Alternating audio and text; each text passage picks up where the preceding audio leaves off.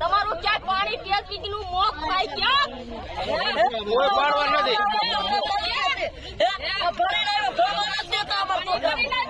આ છોકરા પણ રોઈ રહ્યા છે. એમ લાઈફ તો શિયો નિહાળી રહ્યા છો મિત્રો. રોટલો દે મને રોટલો દે આ રોટલાથી તો આંખમાં આવડા જઈ રહ્યા છે. આપ જોઈ રહ્યા છો.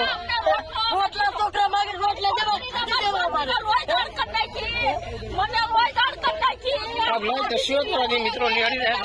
તાજેતરમાં ગુજરાત સહિત સમગ્ર દેશમાં સરકાર દ્વારા કે તંત્ર દ્વારા એક નવી પ્રથા શરૂ કરવામાં આવી છે, જેમાં કોઈ બુટલેગર પકડાય, ગેંગરેપનો કોઈ આરોપી પકડાય, ગુનેગાર કે માફિયાઓ પકડાય કે પછી કોઈ ગુંડા કે લુખા તત્વો કે અસામાજિક તત્વો પકડાય એટલે તેઓની શાન ઠેકાણે લાવવા માટે તેમના ઘરો પર તંત્ર દ્વારા બુલડોઝર ફેરવી દેવામાં આવે છે. ત્યારે હળવદના સામજ સરોવર તળાવ પાસે રહેલા 100 થી વધુ ઝૂંપડાઓ પર બુલડોઝર ફેરવી દેવામાં આવ્યું છે. પણ આ જે 100 ઝૂંપડાઓ પર બુલડોઝર ફેરવી દેવામાં આવ્યું છે તેમાં રહેતા લોકો કુખ્યાત બુટલેગર કે ગુનેગારો નહોતા, પણ નાનો મોટો ધંધો કરી મજૂરી કરી ગુજરાન ચલાવતા મજબૂરીમાં રહેતા ગરીબ લોકો હતા. જ્યાં હળવદ નગરપાલિકા દ્વારા આજે ડિમોલેશનની કામગીરી હાથ ધરવામાં આવી હતી અને 100 થી વધુ ઝૂંપડાઓ પર બુલડોઝર ફેરવી દેવામાં આવ્યું હતું. પોતાની નજર સમક્ષ પોતાના આશયના તૂટતા કરુણ દ્રશ્યો સર્જાયા હતા. કારણ કે જ્યારે પાલિકા દ્વારા ઝૂંપડા પર બુલડોઝર ફેરવી દેવામાં આવ્યું ત્યારે ઝૂંપડામાં રહેતા ગરીબ પરિવારોના બાળકો સ્કૂલે ગયા હતા, પણ સ્કૂલેથી પરત આવતા